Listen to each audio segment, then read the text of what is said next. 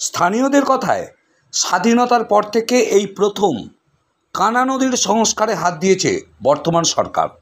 দুর্গাপুর থেকে দামোদর নদ থেকে উৎপন্ন হয়ে কানা নদী হুগলির ভদ্রেশ্বরের গঙ্গায় গিয়ে মিশেছে।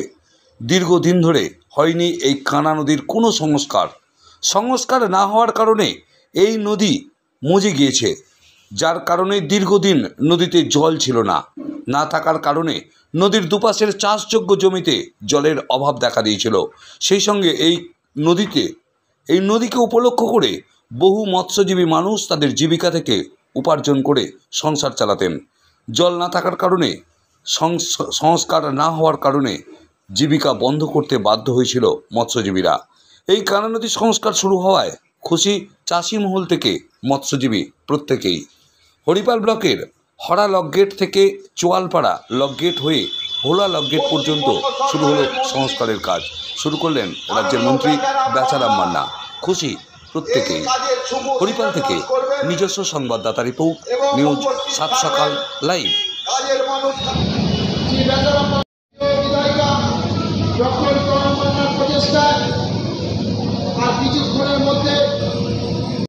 হ্যাঁ, এবং আমাদের খুব ভালো করেছে, কেন সমস্ত লোকের শুধু এই নয়, আজ থেকে 2001 সাল থেকে কাজ ভালোই চলছে, আমরা বুঝতে পারছি। মানে এর আগে সংস্কার দেখেছেন? এর আগে আমি কোনোদিন এই নদী সংস্কার হতে দেখিনি। আজকে এই যে সংস্কার হচ্ছে, এই সংস্কারে সমস্ত চাষি উপকৃত হবে এবং মৎস্যজীবীরাও খুব উপকারিত হবে। খুশি? আপনি খুশি? আমি খুবই খুশি। এই সরকারকে আমি ধন্যবাদ জানাই। আপনার কত বয়স? আমার 82 বছর। 82 বছরে দেখেননি? 82 বছর আমি দেখিনি। কি নাম আপনার? হেমন্ত ঘোষ, বাড়ি চোয়ালপাড়া। মাননীয় মুখ্যমন্ত্রীর উদ্যোগে তিনি কানা নদী সংস্কারের কাজের যে উদ্যোগ নিয়েছিলেন এবং সেই উদ্যোগ আজকে সূচনা হলো কাজের, এবং এতে সাধারণ মানুষ উপকৃত হবে।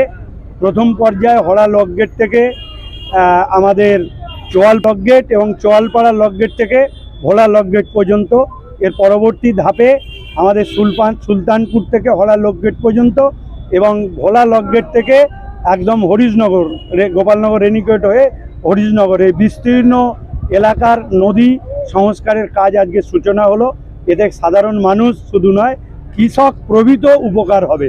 তার কারণ কলকাতায় যে সবজি সাপ্লাই হয় কৃষকদের, সেই সবজির বেশি অংশটাই উৎপাদন হয় এই কানা নদীর দুপাশে, এবং এই জল পেয়ে কৃষকরা আরও বেশি উপকৃত হবে।